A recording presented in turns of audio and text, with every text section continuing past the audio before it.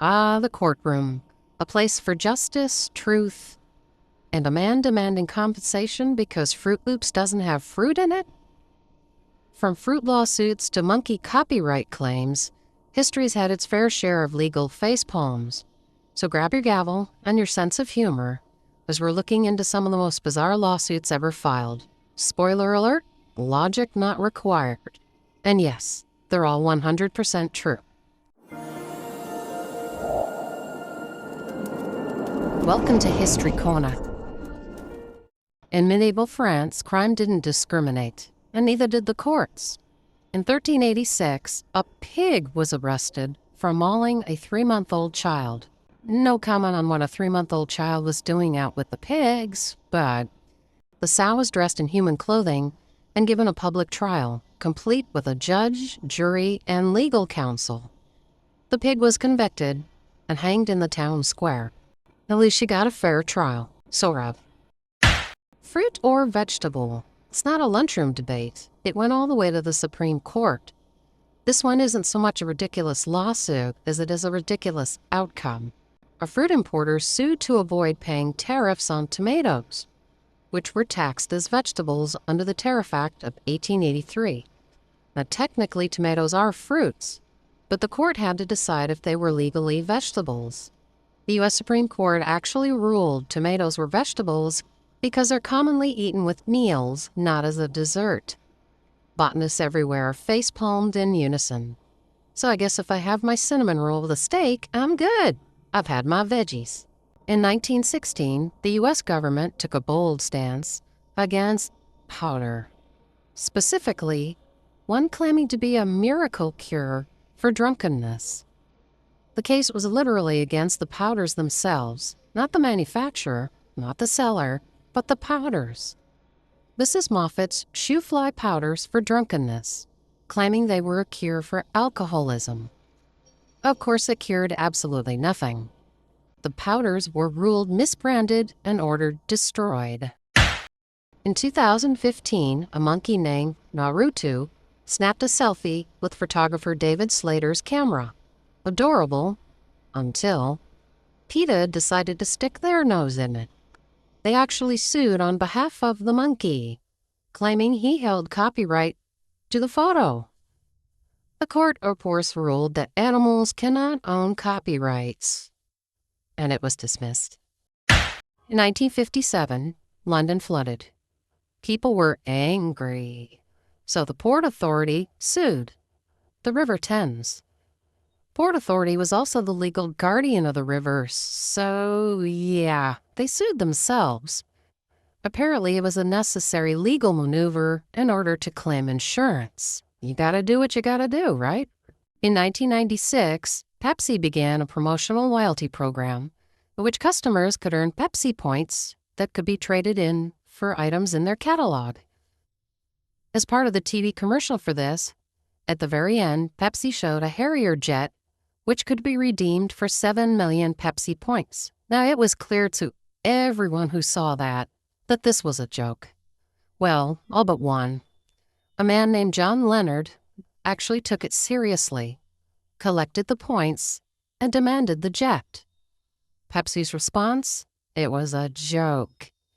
The court ruled no reasonable person would believe a military jet was genuinely being offered, so the case was dismissed. In 2009, a New York doctor, Richard Batista, who had given his wife a kidney in 2001, sued her for $1.5 million, or the return of the vital organ, after he says she cheated on him with a physical therapist. The court ruled that marital property does not include human tissues or organs. Bizarre that somebody actually needs to be told that by a judge.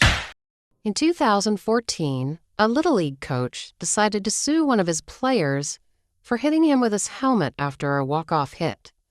The kid was only 14 years old and didn't do it on purpose. He had tossed the helmet in the air in celebration, and the coach claimed it struck his Achilles tendon. The lawsuit was ultimately dismissed by a San Diego Superior Court judge. The judge ruled that the boy's actions were part of ordinary conduct in a recreational sport and did not rise to the level of recklessness or intent required to hold a child liable for such an injury. In 1991, a Michigan man named Richard Overton sued Anheuser-Busch after claiming that drinking Bud Light didn't transport him to a tropical island filled with bikini models, as shown in the commercials. He sued for emotional distress, mental injury, and financial loss. The case was dismissed. I guess he thought Bud Light was just going to make him some kind of chick magnet. In 2007, Nebraska Senator Ernie Chambers sued God for widespread death and destruction. It actually went to court. Of course, the case was dismissed. Kind of hard to serve legal papers to heaven. Chambers' true goal, he claimed later, was to protest legislative efforts designed to restrict the filing of so-called frivolous lawsuits and preserve the openness of the courts to everyone, rich or poor. Filing a frivolous lawsuit to protect frivolous lawsuits was probably not the best idea. In 1932, James Joyce's Ulysses was confiscated by U.S. Customs for being obscene. The United States asserted that the work was obscene, therefore not importable, and subject to confiscation and destruction. A judge read it, cover to cover, and ruled, no, not obscene. The U.S. attorney actually filed for an appeal. That didn't work either.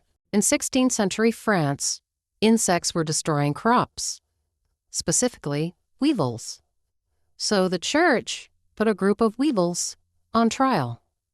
Yes, weevils the bugs. These were real legal proceedings. The weevils had a defense lawyer, and Reven offered a vineyard as a truce.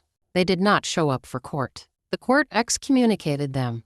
Pretty sure they were never part of the church in the first place. Now, here's a fun one. In 2009, a man sued Kellogg's, claiming the name Fruit Loops falsely implied the presence of real fruit. It's Fruit Loops, not Fruit Loops. The cereal never claimed to contain actual fruit, and fruit isn't even a real word. The court dismissed the case, ruling no reasonable person would expect real fruit. So what's next? Sewing Lucky Charms for not getting lucky? Here's the creme de la creme. In 1995, inmate Robert Lee Brock sued himself for $5 million.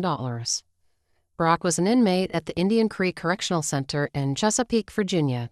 He was serving 23 years behind bars for breaking and entering and grand larceny. He said he violated his own rights by getting drunk and committing crimes. Brock explained that, I partook of alcoholic beverages in 1993, July 1st. As a result, I caused myself to violate my religious beliefs. This was done by my going out and getting arrested, which caused me to be in prison. For violating my religious beliefs, I want to pay myself $5 million, but ask the state to pay for it on my behalf since I can't work and I am a ward of the state. He sued himself and wanted the state to pay for it. The judge dismissed it, but did note the argument was ingenious. Thanks for watching. Don't forget to like and subscribe. See you next time.